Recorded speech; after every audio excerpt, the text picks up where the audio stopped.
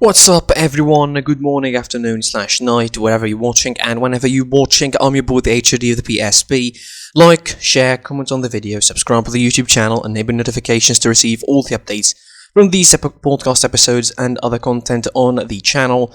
Follow us on social media, site PSP on Twitter, page SitePod on Instagram, links are in the description, and you can listen to this on Spotify, Google Podcasts, or any other platform. Welcome to the episode 72 of the show, you're welcome. Let's not waste any motion and let's get into yesterday's action in the UEFA Champions League.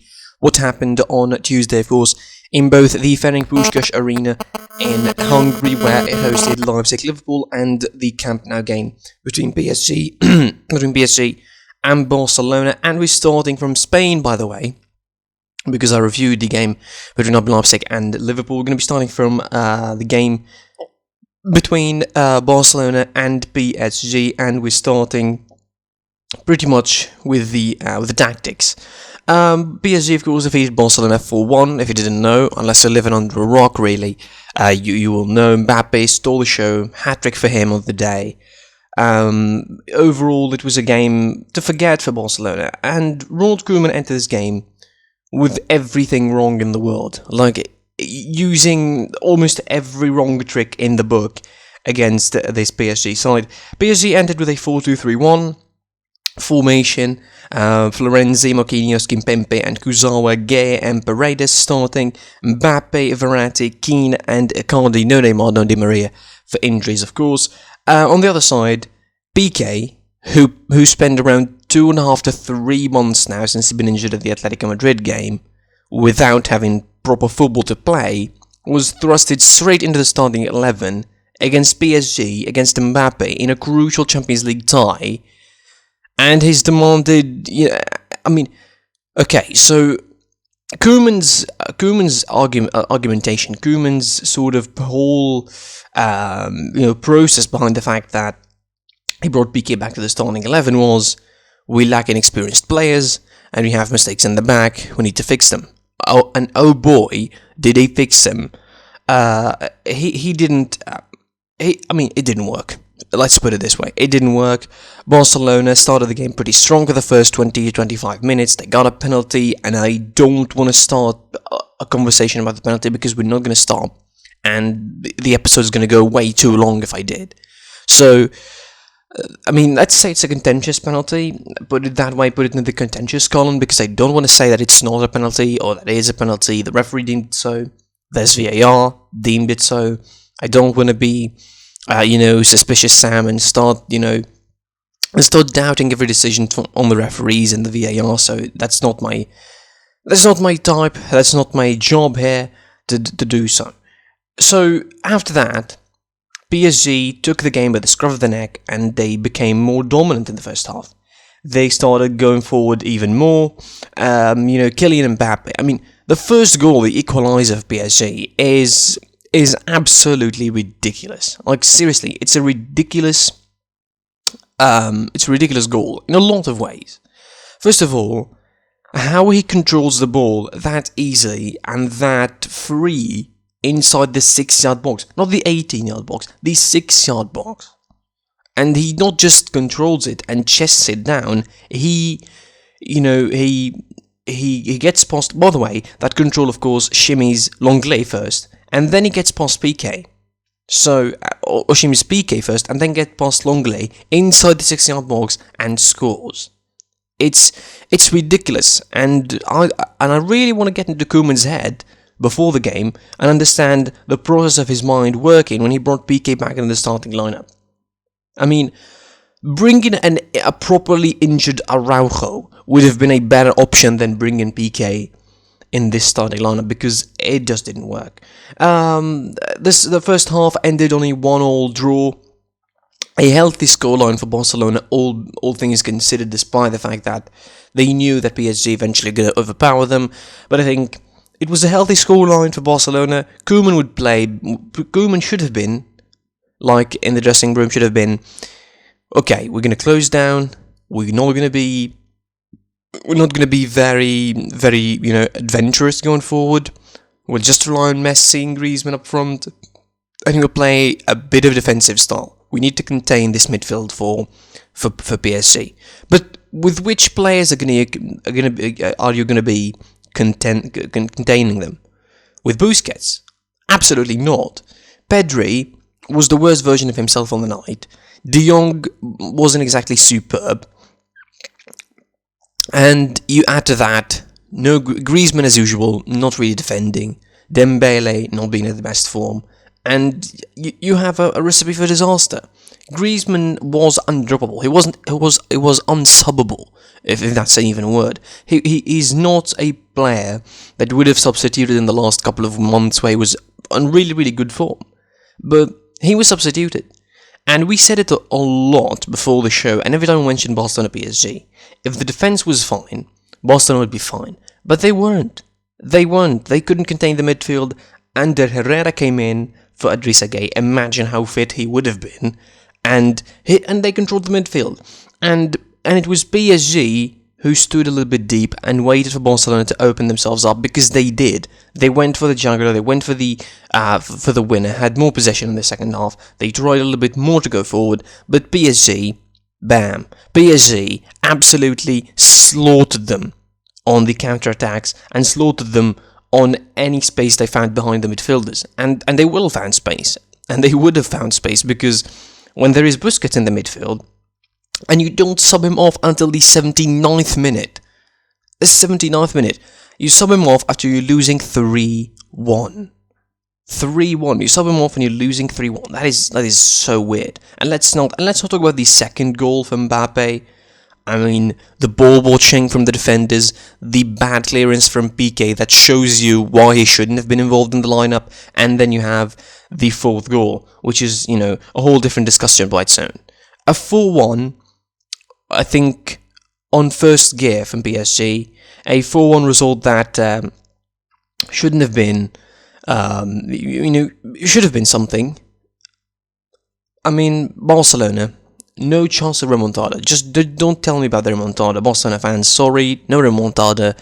This 4-1 result, again, a 4-1 result on first gear for PSG could have been really more. But with Neymar and Di Maria in the second leg potentially returning, it's not going to be good. And probably it's going to be another thrashing, and Barcelona are going to be outside of the Champions League again in a very, very horrific fashion. Just like the last 4 years, believe it. We're talking 4 years now. They're outside of the Champions League in a horrific fashion. And in explosive fashion, I might add. PSG are going to be joining the list of Liverpool, Roma, Bayern Munich and Juve. Yeah, absolutely. I mean, I feel sorry for Messi, not for the whole Barcelona side. I don't feel sorry for the whole Barcelona side, only for Messi, because if you love football, love Messi, and it hurts to see him like this. I don't know what's the hope left for Barcelona fans in the second leg. I cannot find proper words to describe it. The situation is pretty rough for Barcelona, and PSG are not going to give them any chance in the second leg. It's done. It's done and dusted. Like, shut the doors. Forget about the remontada chances. It's done. It's really done. As for the RB Leipzig Liverpool game in the Ferenc Puskás Arena, of course, it ended 2-0 for Liverpool. I'm not going to say a lot more than what I did in the review of the game, because I want to wrap it up really quickly to talk about the games on Wednesday. Salah and Mane scored the goals for Liverpool, capitalising on double mistakes from Leipzig inside 5 minutes of each other. The goals coming in the first quarter of an hour of the second half. After a first half that was pretty balanced, Liverpool found their way into the game, completely capitalised on the mistakes of Leipzig, and they won, and they're making it hard for Leipzig to come back at Anfield, and it looks pretty impossible, because Liverpool will really know how to manage their game. I assume Jurgen Klopp can manage a 2-0 lead away from home now, and he will know how to frustrate Leipzig and Julian Nagelsmann, and I think that's about it. Leipzig, decent game, but the inexperience, the mistakes that they make, Mukiele and Sabitzer with the giveaways, it's not that easy to recover from that, and it will take a lot of hard work and maybe a shift in formation and style for Julian Nagelsmann to pull such a miracle at the Anfield. That's it for the for Tuesday's action. Let's get into Wednesday's action. Two games that will take place today. FC Porto are going to be hosting Juventus, and Sevilla are going to be hosting Dortmund. Obviously, I mean, the focus from a big game point of view should be, I think, on Sevilla Dortmund, because as much as the Juventus Porto game is tricky for Andrea Pirlo's outfit, I don't think that it will be that tricky unless something happens, unless, Juventus are not in their day, which is very likely considering the season that they've been having in Serie A. They've been out of their form for a lot of it. They could find themselves in a tricky situation against a Porto side that is dogged, defends really well, let's be fair. Only conceded 3 goals in the whole group stages, and those 3 goals within the first game against City. So it's not exactly like they ship in too much goals. Even in the Portuguese league, they don't chip in a lot of goals. In the last couple of games or so, they only conceded 3. It doesn't really scream an easy fixture for Juventus, but as much as it doesn't scream easy fixture, also you could say, I mean, this is a banana skin, alright? This is a banana skin for Juventus. This could be one of those ties where you think Juventus are favourites, just like last season pretty much against Lyon, and they go out and FC Porto defend really well, because again they do, and they will defend really well, and they would go out and frustrate Juventus for the whole game, and maybe catch them on the counter, catch them on a couple of spaces, couple of yards out behind their centres, behind their fullbacks, and score a goal. They have the personnel to do it. They have the players that are willing really to do it. 4-4-2 is the style of Porto, so it's probably going to be mirroring the style of Juve. So if that is the case, Juve are going to be falling into some man-to-man marking, and in the midfield area, that's going to be pretty uncomfortable. So I think it should be, if it's going to be mirroring Porto's way of play, at least it should be making some change in the personnel. According to of all reports, of course, he's going to be missing, Cuadrado is going to be missing, Bonucci is going to be missing, Dybala has questions all about his fitness, and Arthur is missing, of course, for long-term for injuries. And that probably should force Pirlo to do some changes. I mean, if you're not going to be having Cuadrado, you need to start with McKennie straight away, because he's a player that's going to give you, dynamic nature. Is going to give you movement at the midfield. He give you runs up forward. He would help you in the pressing. He would, he'd deal well, and he would deal well with the ball under pressure. That's what I'm going to say. That's how important Weston McKennie is. Return to Portugal for Cristiano Ronaldo against a former rival of his when he was a Sporting early on in his career. That's a bit of a story there. But overall, a banana skin for Juventus. They shouldn't underestimate the game. As much as Porto might sound like an easy draw, but again, they shouldn't underestimate the game. They shouldn't think that it's just easy because they are Juventus or because they have Cristiano Ronaldo. It shouldn't. They had Cristiano Ronaldo last season. They didn't go through. They had Cristiano the season prior, and they didn't go through to the knockout, to the later stages of the competition. So I think they should be pretty down to earth. Let's put it this way. They should be pretty down-to-earth Juventus, play their style, use the right personnel for Pirlo, use the right way to play, and they will avoid any headaches from this game, really. The second game in the Wednesday action, Sevilla vs Borussia Dortmund, for me at least, it sounds like a more interesting tie to watch. It's all about Dortmund's attack versus Sevilla's defense, because these are the strong points, of course, for the side. No Roman Burki, so Marvin Hitz is going to be continuing goalkeeping position. No Thorgan Hazard, no Piszczek for Liverpool, no Schmelzer, no Witsel, no Zagadou. Thomas Delaney is in big question. So there's a lot of injuries already accumulating for Borussia Dortmund, and you don't know against a side like Sevilla, who are really down to be dirty and down to be very aggressive during the course of the game. You don't know how more players you can lose. But again, this tie is focused about Dortmund's attack versus Sevilla's defense. These are the strongest points of both sides. And if you're going to be favouring, two sides like that, side that has stronger attack versus a side that has stronger defence, you're probably going to favour the side that has stronger defence, because you expect them to be, to defend well, to find spaces behind the attacking side, and bounce on them with a goal or two. And that could happen for Dortmund. The game is away. It could really, be one of those frustrating nights for Erling Haaland, for Jadon Sancho, for Bellingham, for Julian Brandt, for those players, and they have had those frustrating nights before in the Bundesliga. So it's not exactly, it's not exactly the biggest surprise, that is, if it happens. Sevilla, on the other hand, they found their form back after a rough start to the La Liga season, to the Liga campaign. They found their footing. Over the last couple of matches, it's 5 straight in La Liga.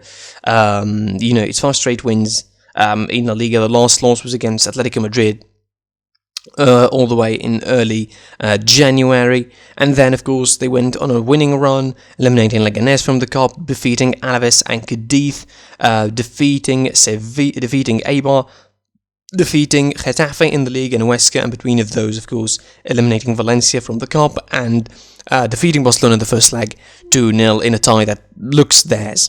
So, again, to sum it up, attack versus defense, and not in the sense that Dortmund are going to be attacking and Sevilla are going to be sitting in the back. It's in the sense that Dortmund have the attacking power and Sevilla have the defensive abilities. They have a great back line, maybe not the quickest of the back lines, not the quickest of overall starting 11 for Sevilla, not the quickest of sides, really not the paciest of sides. They don't have the paciest of fullbacks in Escudero and Jesus Navas. Jesus Navas used to be quick, really, but with his age and all, he's not that sprinty anymore. Lucas Escudero on the other side, it's the same. He's not that quick, it's not that sprinty as well, but the midfield and the center of the defense give so much work rate that I think it's warranted, and it makes up for the lack of pace, because the likes of Joan Jordan, Fernando really work hard. Rakitic is going to be playing as the usual sort of number 10 dynamo of the club behind them, and is going to, delivering great balls. Expect that for the likes of Suso, for the likes of En-Nesyri, who's going to be there. Of course, no Ocampos, no Acuna for them, for injury. Jesus Navas, by the way, is, he's pretty questionable for injury as well, so it's going to be probably Alex Vidal.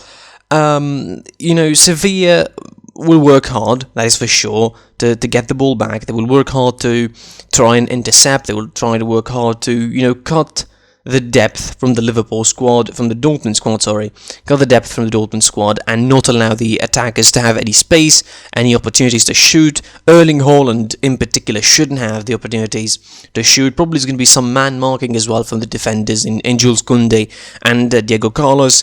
Support is going to be coming from the midfield as well. So if Dortmund are not allowed the depth, they're not allowed the central spaces, they will find a lot of problems in trying to score.